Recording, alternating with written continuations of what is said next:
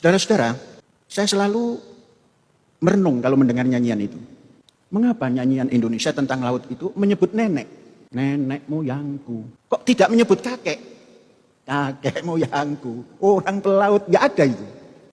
Setelah itu saya membaca sejarah. Mengapa ini kok disebut nenek moyang? Setiap lafal daripada lagu saya cari. Apa filosofinya ini? Apa latar belakangnya lagu ini dinyanyikan? Mungkin sang pengarang tidak masuk ke situ. Atau tidak masuk ke ranah yang saya telusuri ini. Ternyata gembong daripada pelaut Indonesia itu wanita. Saya membaca. Kalinyamat. Awalnya kalau saya pulang dari Jakarta ketika masih menggunakan jalan darat lewat Pantura belum ada tol. Itu sampai di Demak itu ada bahasa Kalinyamat. Sama sekali belum tahu. Kemudian saya telusuri siapa Kalinyamat ini. Ternyata adalah apa itu? Kepala kapal itu. Nakoda kan yang nyetir. Komandan kapal perang. Pulau Jawa yang entah ketika itu siapa rajanya. Yang bisa menghadang kekuatan Portugis. Kemudian di Nusantara lainnya ada nama perempuan lagi, nisa lagi. Malahayati. Saya membaca Malahayati itu menghubungkan dengan nyanyian Umi Kalsum. Amal Hayati. Mungkin Amal Hayati ini. Artinya cita-cita hidupku. Ternyata hebat itu. Malahayati itu bisa menghancurkan kapal musuh dari asing. Baru setelah meneliti itu, oh benar. Jadi jangan ada yang merubah ya.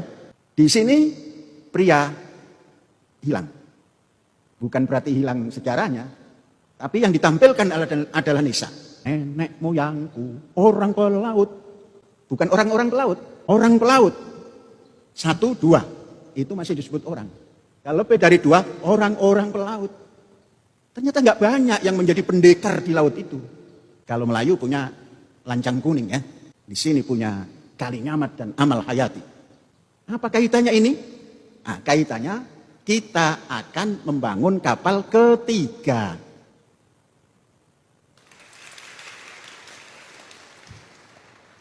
Kalau akannya Syekh itu sudah ada di depan bahannya.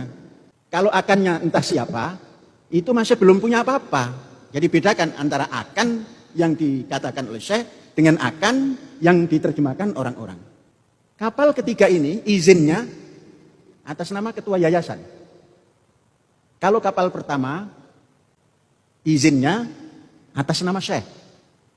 Kapal kedua atas nama Ummi Syekh. Apa yang pertama namanya? Namanya adalah Gunung Surawiti. Itu sebuah gunung yang tidak terlalu gunung. Ya, kecil lah.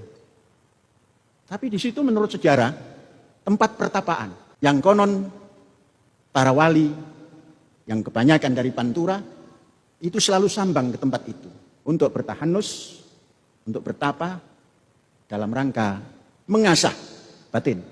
Maka kita berikan nama yang pertama itu kapal Gunung Surawiti.